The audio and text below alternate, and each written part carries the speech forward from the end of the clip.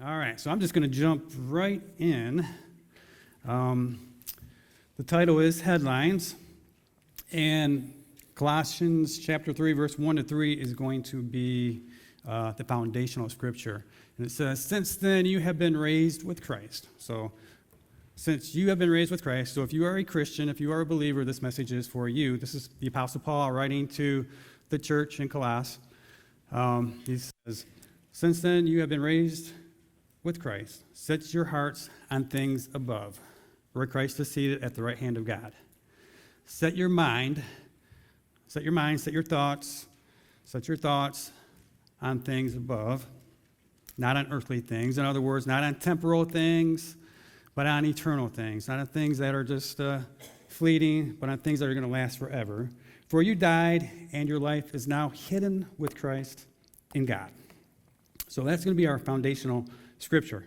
So today what I want to do, I want to share, I think it's a simple yet a powerful tool that you can use in your life that I believe would help impact your relationship with God. So, Headlines is the title. And how many of you know over the past 2.5 years, we've had lots of headlines, a lot of them negative. We can go back to the 2016 election cycle, 2020. But let's just go back to the last 2.5 years. There was this thing, remember coronavirus when that first came out? And I can remember being at the gym and, the radio, the morning shows, they would, before they, it was serious here and heavy and everything, it was like they did little skits on it, like my Corona and Corona beer and all that stuff, and then things got really heavy and very negative, and you just felt the weight and the gravity of everything. And then schools were closed, businesses were shut down. Who can forget the great toilet paper shortage? The headlines of that. So we had all that going on. And then just for grins and giggles and, hey, let's throw in some racial tension over here, get some more negative headlines over here, some political division over here. So we had all this garbage going on. And then finally it's like, okay, COVID's leaving. No, 30 minutes later it's coming back. So you got all these negative headlines. They're just kind of weighing you down. And it's just like, how much can we take? But here's what I want to tell you guys. Not every headline that you see is true, okay? There's a lot of headlines in the past, in history. I think Heather has some that she put in here. Like here's one. This was Titanic sinking, no lives lost. That's not a real headline. That was published a long time ago. Was anybody alive when the Titanic? I don't think anybody was alive when the Titanic sank in there, okay? So, but there were lives lost. So that headline, even though it was published, is not true. What about this one here? Dewey defeats Truman. You guys remember that one, don't you? You guys are like, who the heck's Dewey? Dewey. Yeah, well, it was the other way around. Truman defeated Dewey. So they got that one wrong. I have another one. I don't know if it's in there or not. The sociologist, this was like, was that it? Okay, this one, babies will disappear. Yes, babies will disappear in the next 100 years, except imported ones. The sociologist wrote, hey, we're not going to have babies in America anymore because they're all going to be, it's going to be unfashionable is what it was. That's what it says, right? Yep, childbearing is going to be unfashionable. Like, we know that's not true because people are still having sex and babies are still popping out. So, then we have some that may be true, but they're a little bit more on the comical side here. And I don't know what order they're in. Hospital resorts to hiring doctors. Really? That's what it's come to. We got to hire a doctor now. Rally against apathy, draw a small crowd. This is one of my, because I went over this message several times, and every time I got to this one, it's like, yeah, I can see that. Rally against apathy, draws a small crowd. Next. Really? Go on. Homicide victims rarely talk. No way. Um, this is hilarious. Mississippi is spelled wrong if you don't get it. Mississippi's literacy program shows improvement. Okay. China may be using sea to hide submarines. No way. Like, how does that even happen? Like, really? They're not going to use the sky? What? Submarine? I think, oh, okay, this isn't my favorite one. This is a good one.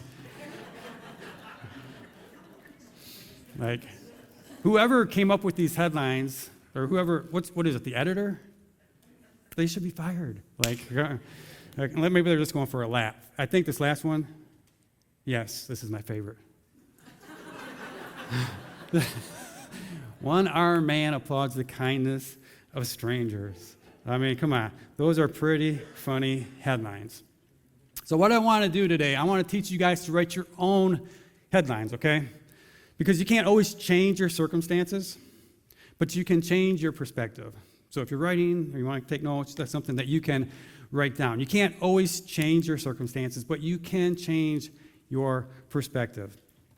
Now, what I want to do, I want to just look at a couple stories in Scripture here. Okay, the first one, let's jump back into the Old Testament. One's the Old Testament, one's New Testament. So you guys are familiar with Moses, and he sends some people out to survey the land in Canaan. And, he wants to know what the soil is like, what the conditions are like, if there are brawny people there, Well, nobody got it but Heather. My last name's Brawny. Okay. Dave, you got it, right? Okay. He wants to know what the soil is like. He wants to know how many people are there. He wants to know, just everything. Can Joshua and Caleb, can you guys come back and tell me everything?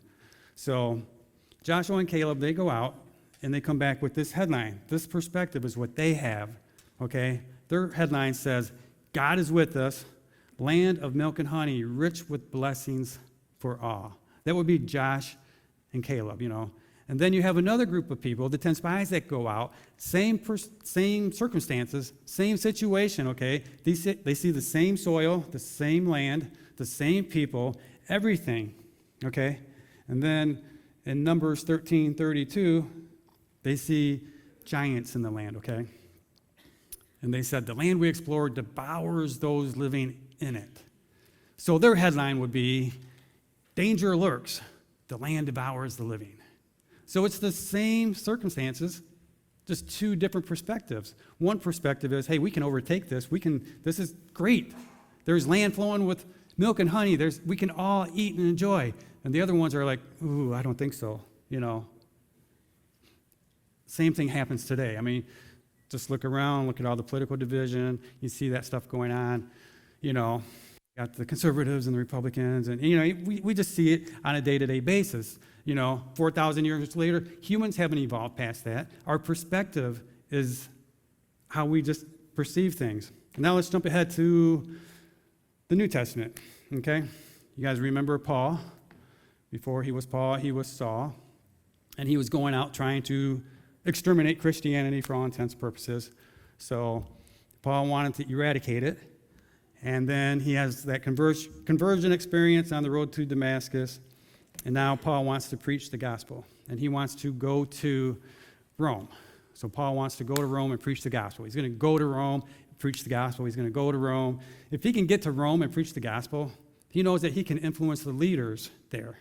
If he can influence the church leaders and the state leaders, he can influence the whole world. So this is a very noble idea in what he wants to do. The problem is, that isn't what happened. Okay?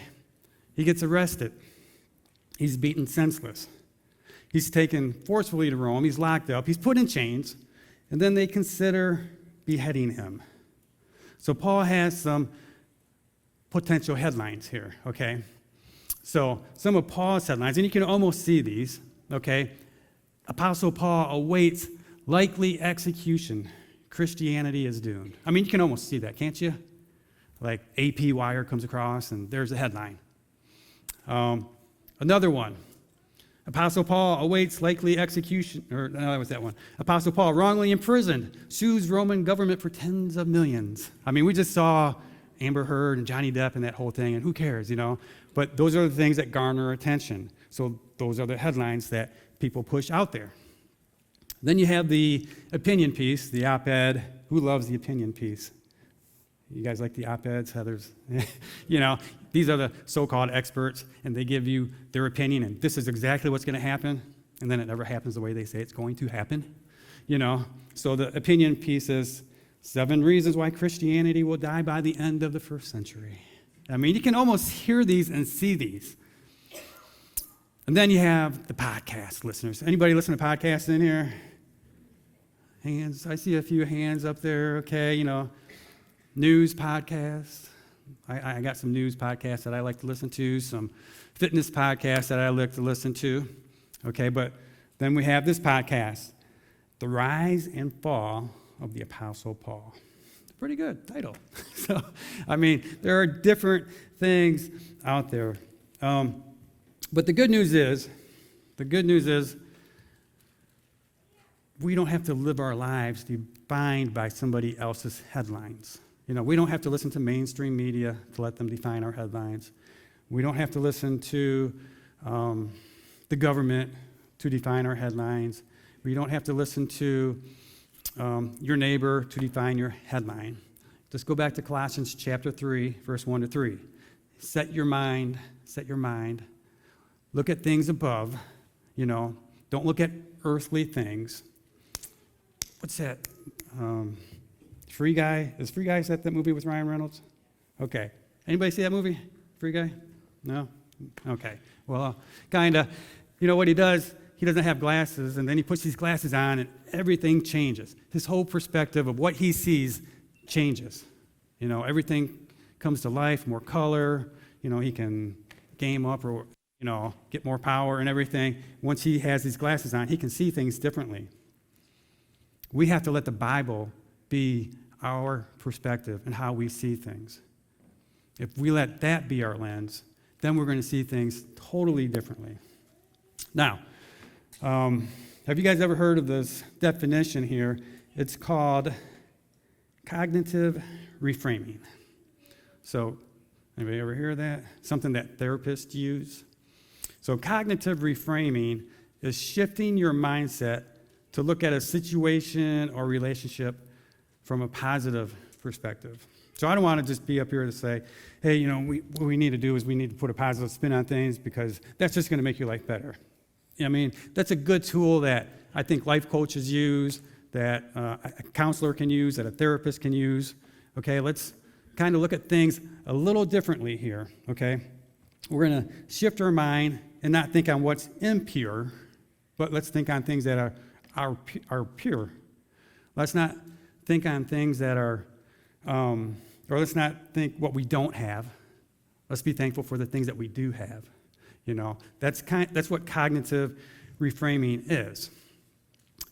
But what I want to do is I want to up it a little and go to the next level and invite God into that situation. And instead of letting a therapist help you decide the meaning, let God help you decide the meaning of that situation. Let's invite God into that. And this is what Paul does.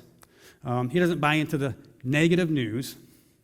He's in a horrible situation. He's, possibly going to be beheaded, executed. But here's what he says in Philippians chapter 1, verse 12 to 14. He says, now I want you to know, brothers and sisters, that what has happened to me and what happened to him, he was on his way to Rome to preach the gospel. He was arrested, beaten senseless, thrown in jail, chained to a guard, okay? But what has happened to me actually served to advance the gospel.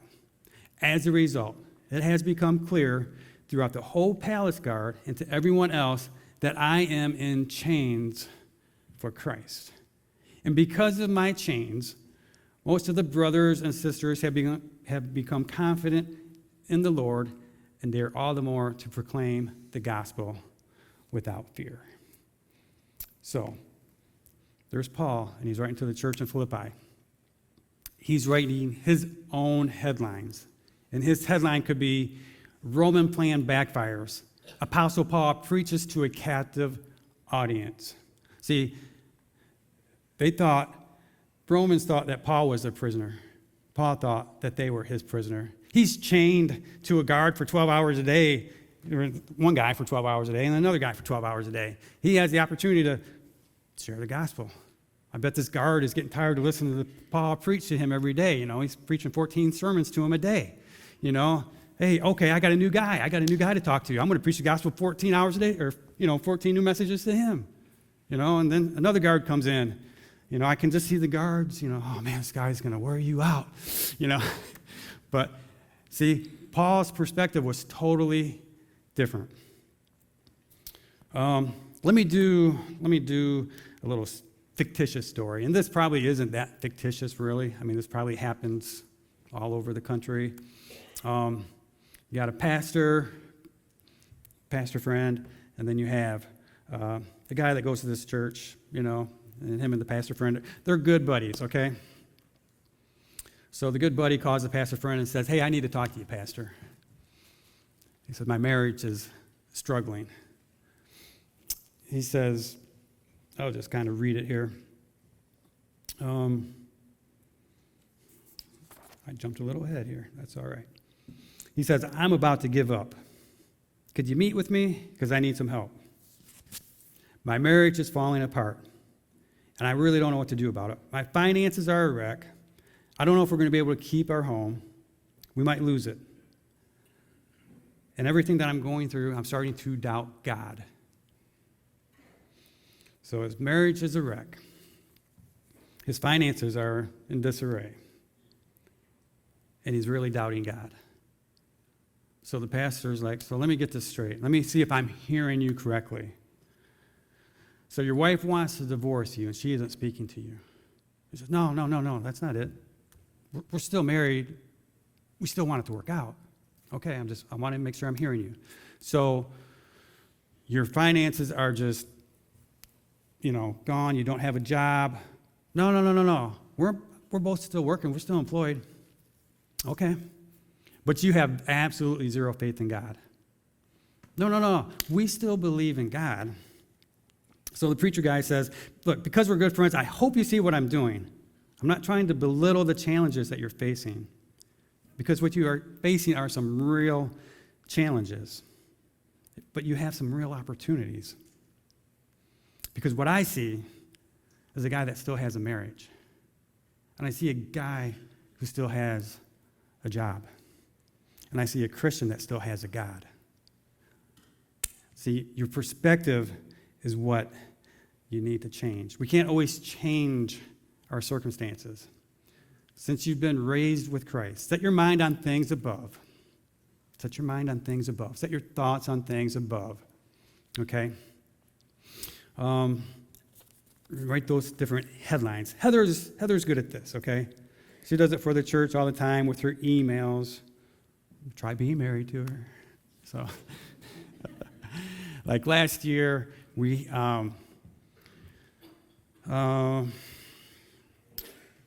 just remodeled our house. Just finished remodeling it.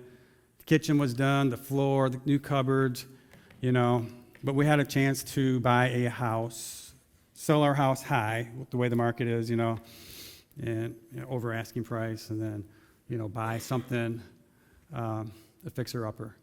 So Heather's headline is, I wrote it down here, Christian couple is debt-free after years of being generous. It's a pretty good headline. I like that. Good. Chris's headline, wife guilts husband to buy money pit after remodeling is complete.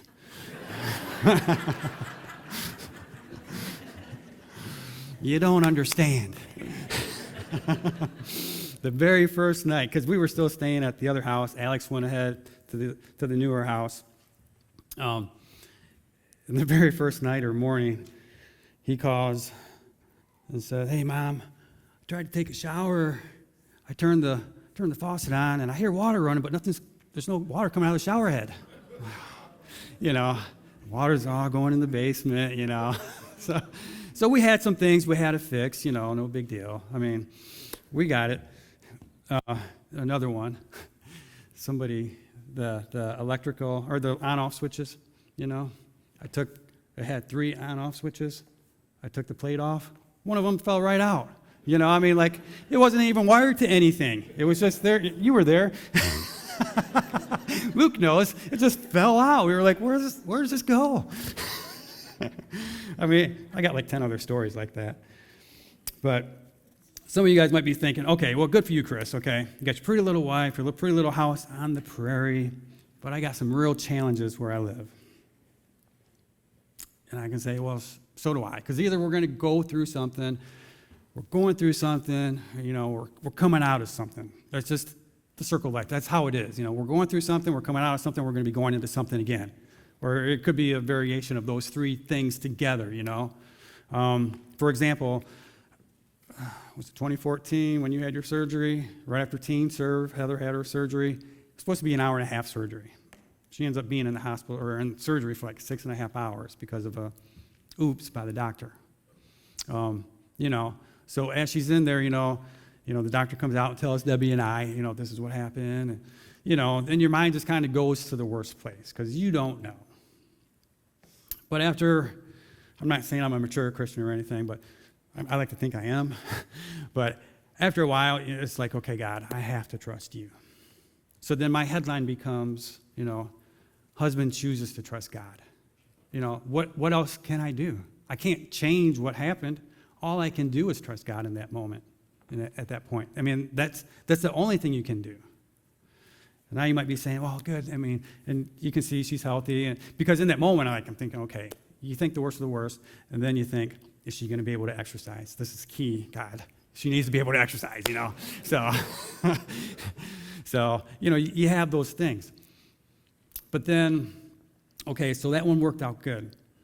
But some of you know me, some of you don't. Some of you know that I have a daughter in her late 20s. We don't have a relationship. Not that I don't want one. We just don't have one. And it's sad. It breaks my heart. But, you know, my headline is, you know, Dad holds out hope for a relationship with daughter. As long as I have breath in my lungs and she has breath in her lungs, we can have a relationship. It's possible, you know. It's possible. So not everything is going to go the way that you want.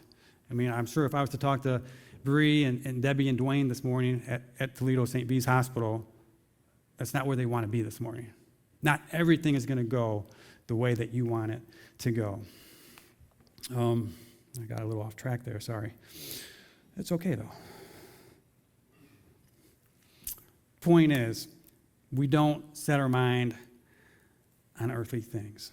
We want to set our mind on things above. Because we can't change, like I said, we can't change those circumstances, and we can't change the perspective. Or we can change our perspective. We can't change the circumstances. And here's what's going to happen when you leave here. You're going to open up your news app. You're going to go home. You're going to watch the news or something this evening. And you're going to see some scary headlines out there. There's going to be all this negative news again. But like I said earlier, you can write your own headlines. Don't let mainstream media determine your headlines. Don't let the government determine your headlines. Don't let your neighbors determine your headlines. You guys write your own headlines. Invite God into the situation. Let him help you determine, you know, how that can end. You know, here we go. I got some headlines that I think that'll happen all over the country. You know, first one is teen asks for help to escape addiction. The healing process begins. I think this would be a very good headline that probably does happen all over the country, okay? A teen comes to Christ, goes into Teen Challenge or whatever. Or maybe it's a porn addiction, a drug addiction, alcoholic addiction. It doesn't matter. But they come to Christ. This is a really good headline. These are the headlines that we want to hear about. These are the headlines that we want to see in our churches. Another one would be, hurting woman cries out to God, finally finds freedom and forgiveness. I mean, maybe this woman did a lot of self-inflicting pain over the years and hurt a lot of people, a lot of relationships. I don't know.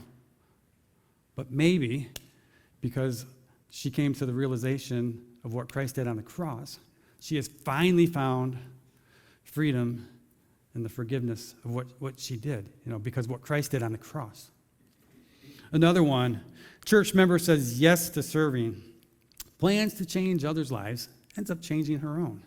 We've seen this.